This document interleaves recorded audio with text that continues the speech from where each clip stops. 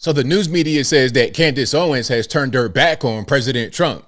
Is that true? Is that false? Let's talk about it.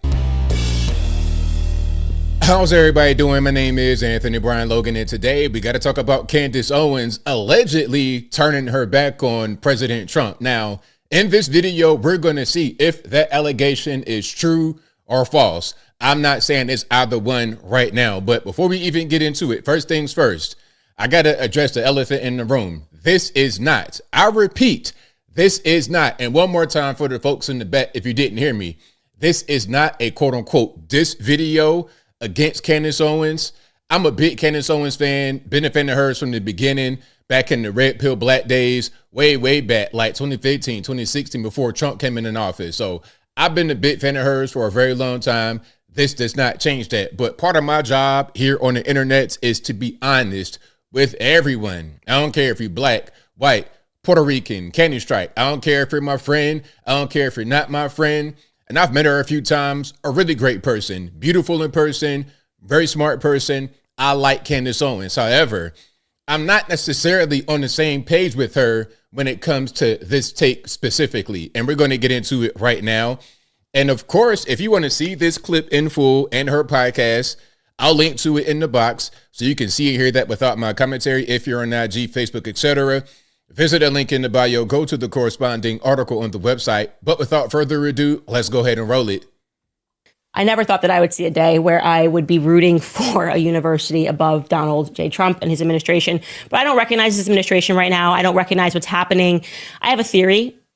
I do. We were kicking around some theories earlier, me and the team, and we were going, how could Trump be such a free speech enthusiast and allowing these things to happen? Let's pause for a second. So a little bit of context. Harvard and other Ivy League schools have had some problems on campus with some of these protests that have gotten a little bit violent, a little bit riotous. And the underlying theme behind all these so-called protests that became violent is anti-Semitism, a lot of aggression towards Jewish people. And it's because of the whole Israel-Palestine conflict. Now, personally, if you ask me, I don't think we should be involved with that. I hope the best for all sides, for the Israelis, for the Palestinians. I hope that they're all okay, and I hope nobody dies. But unfortunately, in that part of the world, they've been fighting since humanity began, and it's not going to stop anytime soon. So what can we do to really stop it? I don't really know, but what I do know is if we're giving Harvard, Columbia, etc., a bunch of federal monies, and they cannot protect their students, whether they be Jewish, regular white people, black people, Asians, if they cannot protect them or they refuse to protect them, then why are we giving them money? But that's the context. I'm gonna let her finish. Going after college universities, trying to suppress speech, while pretending that you're not suppressing speech, while pretending that you're fighting DEI. It's so messy. It's so obvious. Everyone knows what you're doing. People who are still trying to grift, I suppose, are not willing to challenge you on this, which is ridiculous, because when you are out of office, we are going to have to live with these consequences. Our children are going to have to grow up in this America. Okay. So when you threaten our speech, it's not worth it so that we can have pom-poms and go hurrah for a couple of years, then go, okay, well, yeah, now it kind of stinks because, we're getting arrested for wrongthink. We got David Friedman. Yeah, arrest him. Arrest Tucker Carlson and Candace Owens. Get them. I love it. Do you guys see that happening? Do you guys see the action taken against college campuses because of their anti-Semitism and allowing students to be physically harassed, beat up, etc.? Do you think that restricting federal funding because of these colleges doing that would lead to a Candace Owens or even a guy like me getting locked up, making big rocks to little? I don't know about that. I'm not quite sure about that. Everyone can see what's happening left and right. Harvard received notice that they had to comply with the Trump administration's demands, okay, and essentially telling them how they would have to change things on campus.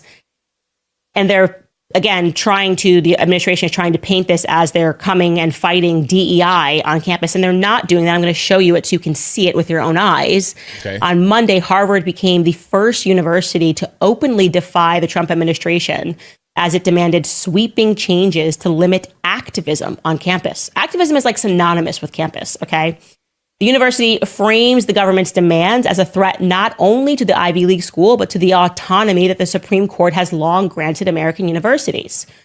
They said in a quote, let's pause for a second before she gets into it. I think as a university, you should be able to do certain things as long as your students are not in danger. Like I said, you got to protect people. If you have these so-called protests that devolve into riots and people are getting hurt, well, what are you doing to stop it? What are you doing to stop it? Are you encouraging it, or are you doing something to stop it? But beyond that, if you want to have a lot more freedom and do whatever you want to do, why are you taking federal money? Why are you taking federal money? With federal money comes certain guidelines and certain consequences if those guidelines aren't met. Just like if you want to go get welfare benefits, EBT, food stamps, etc., well, you're not going to be able to eat certain things. You're not going to be able to eat filet mignon and lobster and things of this nature. You're going to get your core staples. That's the way it should be, at least. Some think you are entitled to a cupcake, cookies, ice cream, soda pop, Mountain Dew on government benefits. I don't think that way, but I digress. The university will not surrender its independence or relinquish its constitutional rights. That's what the university lawyers said on Monday. They continued, neither Harvard nor any other private university can allow itself to be taken over by the federal government. The federal government says it's freezing more than $2.2 billion in grants and $60 million in contracts to Harvard unless, essentially, we are going to hold your funding unless you comply with these demands.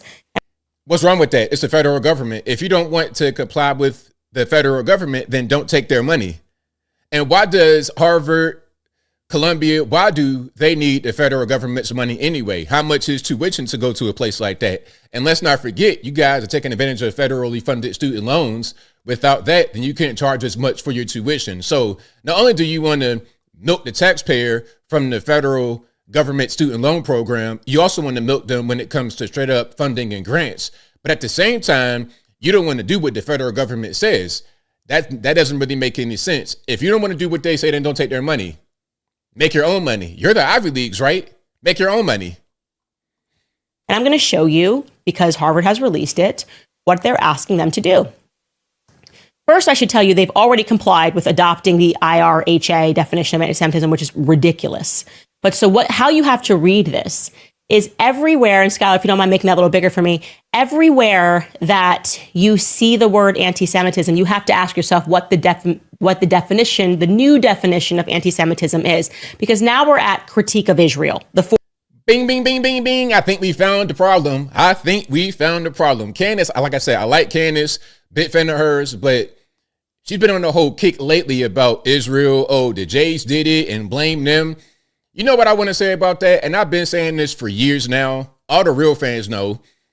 So don't say I'm switching up. Jews are the white man's white man. Or in the case of Candace Owens, it's a more elevated way of blaming the white man, because when we're talking about Jews, we're talking about white people. We're talking about Europeans. Benjamin Netanyahu, his dad is from Poland, a Slav, okay? And then his mom is from British Mandate Palestine.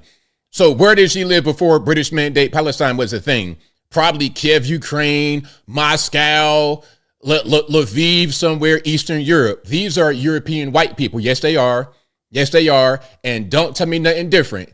Don't tell me nothing different, okay? Because you have Ethiopian Jews. These are legitimate, actual Jews. But have one of them Ethiopian Jews go to Israel and see how they get treated. Israel is a place for European whites. So if you're a white person and ain't nobody to blame, you can't blame the black man, you can't blame the Asian man, you can't blame the Hispanic. You can, but ain't nobody taking it seriously. You got to blame one of your own people. The same way y'all blame the Irish, the same way you blame the Italians, the same way you blame some of the Eastern Europeans, the Gypsies, okay? You got to find somebody to blame, and why not blame the Jays? Because they control the money. So since I want money and they control it, I'm gonna blame them if I can't get it. Same thing going on here. I can't get the money, blame the Jays. Foreign state, essentially. So as they frame it down there as the discontinuation of DEI, which would be a good thing, saying that we want people to be merit-based and to let go of DEI-based policies, that would be a great thing, because that is how the nation should run. they are actually asking them to reform programs that have egregious records of anti-Semitism or other biases, telling them to look at specific programs. Scroll down, Skylar, because I want to get to them essentially just framing this as them needing to take a look at who they're even allowing to come to Harvard on foreign visas and whether or not they disagree with Israel's policies.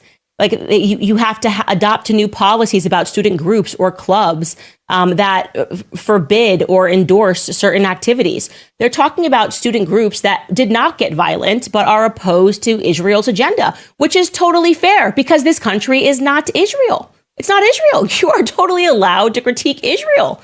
I mean, it's an absolute nonsense.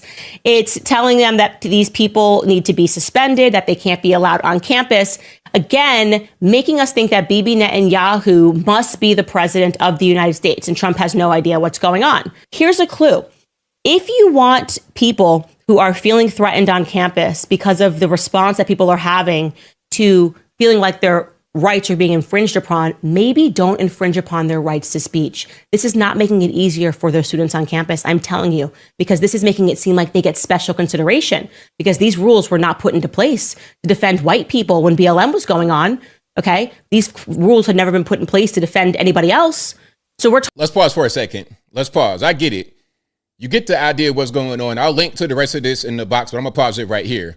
So my opinion is, she would be correct if it was only about the Jays and anybody else was allowed to get beat up, slapped, harassed, or whatever on campus. If that is the case, then she'd be correct.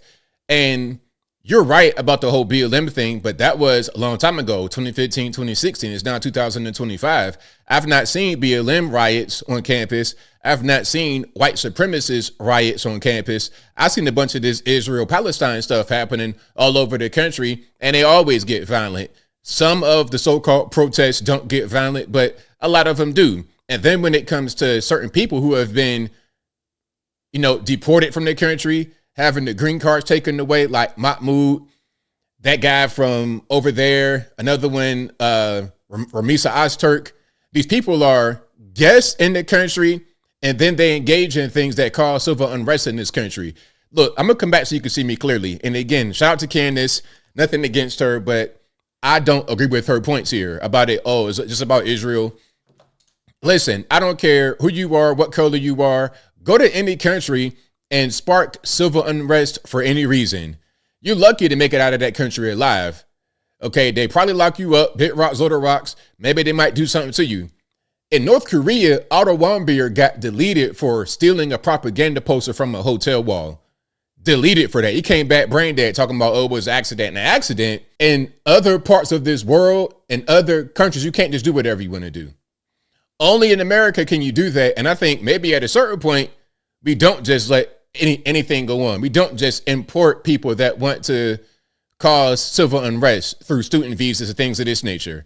But I think I'll leave that right there for now. And what say you? What's your opinion about what Candace Owens said, that all of this about Harvard losing their money, some of these people being deported, it's just all about Israel, just trying to protect Israel. We're Israel. We do whatever they want, whatever they say, we do.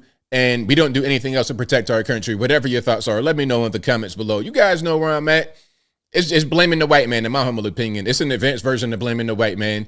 And I think that, again, if any campus allows their students to get harassed, beat up, and things of this nature, then why are they getting federal funding?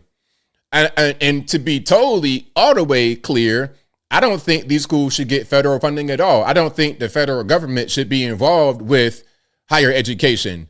Not on that level, to the point where you're able to give out billions of dollars, because with that money, there will be some strings attached. If they don't want you to prosecute certain people, if they want you to allow riots to go on, then so be it. If they don't want you to allow riots to go on, then so be it. With government money, you're going to have strings attached. Simple as that. But whatever your thoughts are, please let me know in the comments below. And that's all I got to say for this video. If you like what you heard, please comment, rate, share, and subscribe. Peace.